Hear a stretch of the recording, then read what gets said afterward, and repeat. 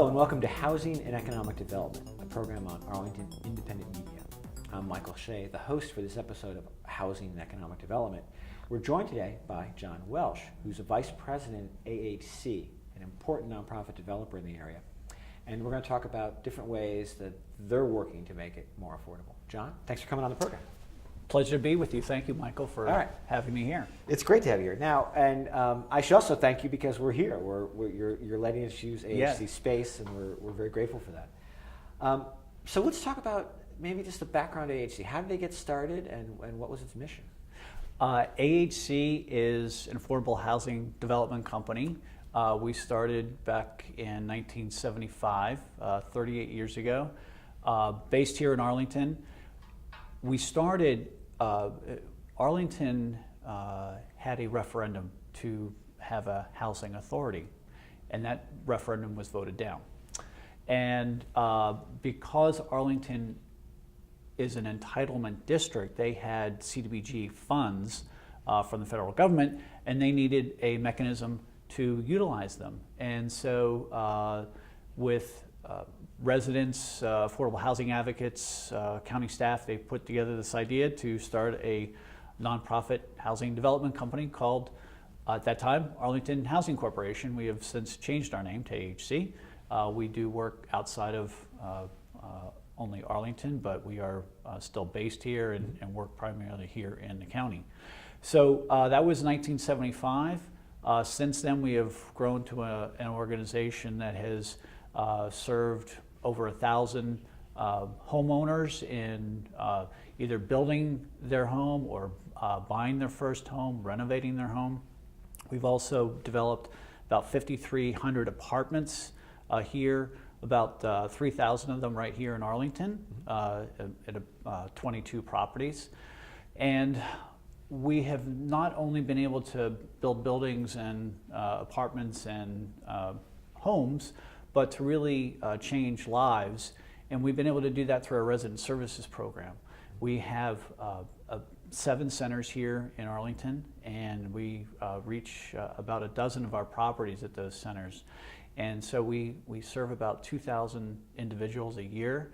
And one of the things that is really valuable is the number of programs, whether it be summer camps, after school programs. We have some partnerships with pre-K providers providing Montessori schooling. So it's a really unique range of services that we're able to provide. And one of the very proud things that we can describe about the success of the resident services programming is that 100% of the teens who come through our programming have graduated high school. So that's a real big accomplishment. We're very happy about that. Was it part of the original vision in 1975, or was it a later recognition that the community needs more than just the building and developing? Exactly. Yeah. It is something that came later on. The resident services programming has been going on for about 20 years. Actually, I think it was 2013 that we had our 20th anniversary of resident services. And so it was terrific that we were able to honor some of our longtime volunteers and staff, and folks have really been able to make a difference in helping children succeed. So there was a recognition right here, just outside these doors at Woodbury Park and at one of our other properties, Virginia Gardens, that there were kids who had idle time, after school, and mom and dad were working or engaged in other activities, and the kids were outside seemingly with not a whole lot of structured activity. And so one of our staff people took it upon herself to incubate that idea about having structured after-school programming. And it really has grown from 1 or 2 small centers and part-time staffing to over 20 full-time staff, and then partnerships that really help make that programming work with YMCA, Reading Connection, AFAC, community food banks, all of those things sort of coming together in their own particular element to really make this a holistic, extensive programming slate of services that really come together and provide that additional support. And you rely on organizations like you've listed to help implement this, but then you also have volunteers, a large number of volunteers. AHC relies on the support of about 300 volunteers each year. And it's primarily for the after-school programming, the teen tutoring and teen mentoring components. And last year, they provided 5,000 hours of volunteer time to help kids in history or math or reading, whatever their particular subject. A number of them help them talk about career building, about other advancements, and really just some of the life skills that they need to hear, sometimes from someone other than mom or dad, just to get another perspective, and really then take that in and use that to their own advancement in education. So it's really been very important for AHC to have those volunteers. Right. And then what are some of the properties you've developed that have been around for a while that people would recognize in Arlington or the area but may not realize AHC was involved? Two of the principal ones would be Gates of Ballston, which is the one, I think we've had a conversation about that one before. And we did win an award from the Trust for Historic Preservation, and that was a big achievement. That was a $100 million transaction. We bought that property back in November of 2002 and went through really a 2.5-year planning process to take that project through the approvals and to win the support of federal, state, and local historic preservation groups and the housing group, housing staff here in Arlington. We have also been a participant in the redevelopment of historic Ballston Park. We did that jointly with Paradigm Development, and that was back in the mid-90s. We're now working on the acquisition. That's one of our current projects, is working on the acquisition of that property from Paradigm. So that's an important one for us as well. So in new construction, we've done a number of projects recently. Jordan, which is at Wilson Boulevard and just off of Glebe at Right. Yes. Right. Yeah. So Wakefield and Wilson. So that was part of the Peck Chevrolet redevelopment. Yes. So that was a rather interesting project because AHC owned a small 24-unit property on the west side of Wakefield Street at Wilson. And as you may know, the Ballston Metro is only about 4 blocks away from there. We wanted to redevelop our property and build, let's say, 100 units. But it was going to require that we build a building that was 6 or 7 stories tall because it was a rather small site. Right. Arlington planning was not in favor of that because there are a lot of ranch and smaller homes, 1, 2 story homes in that community, and that this was going to be out of scale. And so when JBG was looking at the redevelopment of the Peck Chevrolet site, we had approached them, and initially they were uninterested in working with us. They didn't really know what affordable housing was about, and didn't really need to work with us. They had a development plan, but we knew that it was going to be an issue for us because on their western portion of their property, which was the east side of Wakefield Street, so between us and the Metro, they had 4-story townhomes. And we knew that if that if there were townhomes there, that there was really no way that we were going to be able to build anything taller than that. Right. So it was rather interesting because we were talking with our housing advocate brethren that included Ellen Bosman. And so we were telling... And what year was this? This would or have roughly, been... just this would have been about 2008. Okay, yeah, that's about Yeah, and we said, oh yes, So- we want to build this building, and no one's really interested in working with us. And meanwhile, JBG was going through their site plan review committee process and having meetings, and they were had Virginia Tech was Right. part of their redevelopment site, and so the neighbors were there and the county staff, and this is a big project, and there was a lot of resources and a lot of people participating in this. So anyway, we're having the conversation with Ellen and Bill Bosman, and Ellen looks at the map and says, well, it's too bad that you and JBG can't just swap properties, and they put their townhomes on your property, and you put a apartment building where their townhomes were going to be. Right.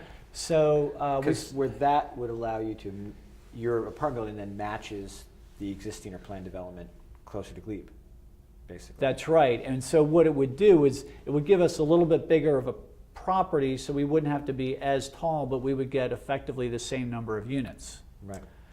We sort of laughed that off, and then, as we were running into dead ends, we came back to that, and we talked to Ellen, and she sort of put that back through the grapevine and talking to Right. various people, and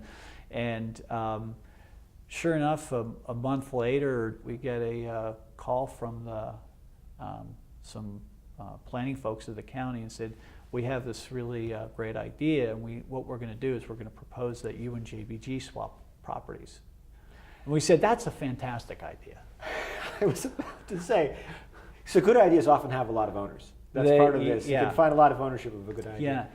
Yeah, and again, so I think that there was some initial reluctance Right. with JBG to work with us, but really at that point, their project, for lack of a better word, was stalled. The neighborhood, Bluemont Civic Association, really felt like JBG was not providing enough community benefits, and I think that you would hear that as well from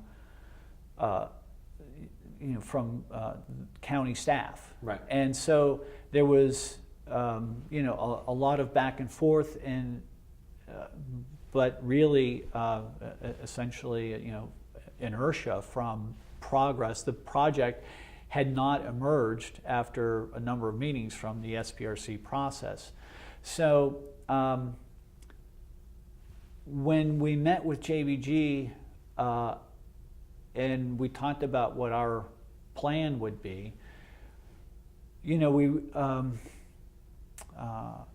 really were able to demonstrate to them, from the new construction buildings that we had done, that we were focused on design, and that we would be able to work collaboratively and get this done. So we hammered out an agreement, and we figured out how we were going to share space together, because we are on the same parcel, and it ultimately became a very good partnership. We continue to talk to them today about new endeavors, and we've had a very successful relationship with them at the Jordan and at their 800 and 900 Glebe Road. They sold off the rights to the townhouse developer, and the Madison Homes is now finishing up the construction of the townhomes on what was our old Jordan Manor property. And they decided to go ahead. They came over. The Madison Homes folks came in. It would have been 2011 when we were finished building the building, and occupied very quickly. Yeah. And they really loved the building. They were very impressed, by the quality of the work. And there are a lot of owners, as you say, and good ideas and successful projects. Mm-hmm. And it was really interesting. There was a Terry Seary, who lives in Bluemont Civic Association, who volunteered, an incalculable number of hours as the liaison between the Civic Association and JBG and AHC and Virginia Tech. And he just kept, meeting with us and talking and, really being a Facilitator? a facilitator. And, it was really good experience for us because, it got down to he wanted to verify and know that we were putting in the right brick. This is what everyone understands, and this is what we've agreed to. And you said you're going to put in brick A or B because you didn't know and the prices. So let's look at the samples. And so I still remember he came over here, we met, we looked at the brick. There was 2 different shades that were going to be, it was sort of this palette, this brick, this orange reddish brick went with this tan, and this, orange red brick went with this other color of tan. And they were slightly different, and we looked at them inside, and then he said, let's look at them outside in the sun. We did that. And so it was just sort of part of those details that help you build the relationship and trust. And so when you're able to do that and demonstrate to the neighborhood and the community that you are going to do what you say you're going to do, and they understand that and they see it, then it really goes a long way. And I will say something too. The Bluemont Civic Association was fantastic. They embraced having affordable housing in their community like I've not seen before. There are other very progressive civic associations in Arlington, I know that, but we have gone to some and not been as warmly embraced. And I think that the Bluemont Civic Association, they had expectations and demands, and it wasn't do whatever you want. But again, the concept was very important to them of having affordable housing and having a diverse, socioeconomically, ethnically diverse community or property in their civic association was important. And so we have valued that relationship, and AHC hopes to bring that to the next community. Because a lot of times if there's resistance from a civic association, it could be just they don't fully understand, they can't visualize the change that's coming, and they have this sort of reaction of being negative toward it. But what is interesting, the point you made earlier about this whole process had a lot of people, a lot of stakeholders having conversations. But still, someone like Terry, you say, was the facilitator. You still sometimes need that person to go that extra step, talk to so many different people, build the trust. That can be very important. Oh yeah, hugely important, because, again, so much of what happens in Arlington, it's incredible because people have to really volunteer time to show up at SPRC meetings, Planning Commission, Transportation, Housing, board meetings, and there's a myriad of activities on top of the Civic Association sort of, I'll call it, the Civic Association meetings with developers about a project. So it is not uncommon for us in a 4.1 site plan approved project to have gone to 20 meetings. That's what we do. Right. But it also takes lots of staff time and resident neighbor neighborhood folks and commission members to show up and participate. Right. So that kind of engagement is very important. And so when somebody like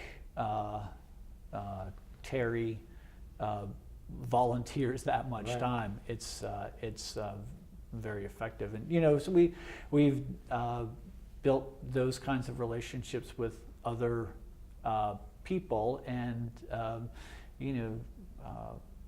I think too back at the Jordan about some of the requests from Rosemary Ciotti, who at that time was chairing the Planning Commission, and she had specific requests about handicapped accessibility. Mm-hmm. And it's really incredible what we learn along the way as well, because she made a statement about a better way to get in the front door. And initially I thought, oh, well, that sounds really expensive, and we want to do the door the same way that we've always done the door. Right. And she said, well, it's really not that good of an idea if you're in a wheelchair and someone's trying to get in and it's raining. And we looked into it. We wanted to at least have done that and get back to her and say we looked into it and we're not going to change it. And we found out that not only would the door system be more durable, but it was going to be cheaper. Yeah, it's particularly encouraging that this seems to have worked so well with the Peck Chevrolet development, because in a sense that was a very visible landmark in Arlington County. Mm-hmm. For a very long time, and it was sort of the western point of a lot of the mixed-use development that's been mm-hmm. coming out from Rosslyn through Ballston. Yeah. So the community's changing, and we still have goals like affordable housing and good transit-oriented development. It's good to see that sort of the process comes up with a good solution that's also at the same time, having gone by there, aesthetically pleasing. It's a very pleasant frontage, and not just the townhouses and the apartment, but the whole office building and the whole mm-hmm. area. It's done very well. I'm pleased to report that the Jordan won one of the Design Arlington Awards a couple of years ago, and we had sort of, speaking of partnerships, it sort of makes me think of how we even hired that architect, because AHC had really not done a lot of our history was primarily renovation. So now we had gotten into doing some new construction, right. And you're always wanting to find somebody who is a good architect with good design sensibilities, and has some idea about what it is that we're looking to achieve with our housing program. Right. And if we had a conversation with Christian Dorsey when he was running the Bonder and Amanda Johnson CDC, which is part of the Macedonia Baptist Church, right. Down in Knock neighborhood. And so AHC has been working in Knock since the beginning. I mean, that's where we were really, it was a targeted neighborhood for Arlington County for redevelopment, and AHC's early work in single-family homes included a lot of work in Knock. And so we had also owned an apartment building down there called Fairview Manor, and we were looking to redevelop that under the new Knock Village revitalization initiative. And so we talked to Christian Dorsey, and he said, oh, well, we've talked to this architecture firm. They're from DC, but I kind of think they're good. And we met them, and we were hugely impressed. Mm-hmm. And they've done some really neat buildings in DC on 16th Street, and the Studio Theater on 14th Street, if you are familiar with that. And so we hired them, and they designed the Shelton for us. But then Macedonia Baptist Church hired AHC to be its development consultant to build the Macedonian on a parcel of land that the church owned. And so we worked with the same Bonster Harrison architecture firm. And again, that relationship, that partnership kept growing and evolving, and they were the ones who designed the Jordan for us. Mm-hmm. And it was because of that strong relationship with Bonster Harrison that they introduced us to two guys who had a development plan for a parcel of land in Alexandria that they mm-hmm. couldn't proceed on. So we took that over, and now that's going to be our first project in Alexandria. And so, the development process and relationships, they grow and they evolve and they mature, and so it really is funny when you look back 10 years of how you've grown that relationship and sort of how it has moved, and right. and sort of how important it is to start those conversations and to as Woody Allen said, 90% of life is showing up. Because when you take over a property to rehabilitate it, are you creating community space deliberately with residential services in mind? It depends. Right. But often that is something that we are doing. We have created community space both in renovation right. Properties, but also in new construction properties. Here in this office, we also have 3 programs that we run here. We have an after-school program for about 20 children, and we do that in partnership with the Y.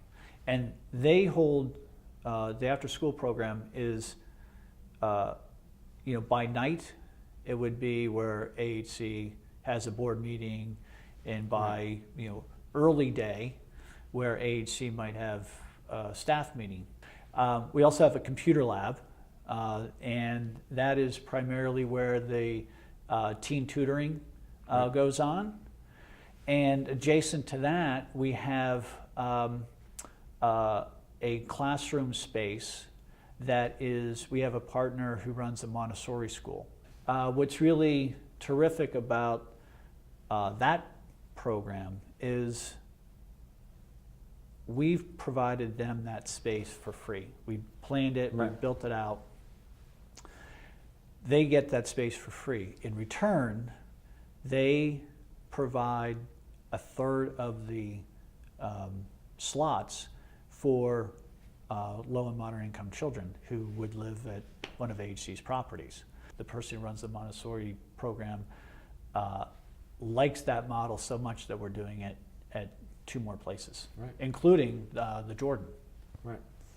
So in effect, you're not just developing housing, you're developing communities. We are. All right, well, this has been a great conversation. We're going to have to have another conversation soon because there's so much more to talk about. We'd love to do that. Area. I want to thank our crew today. Janar Stewart has been terrific on camera, but mostly I want to thank John Welsh for working, and AHC working so hard to make the community a better place to live. Michael, it's a pleasure. Thank you for having me. You.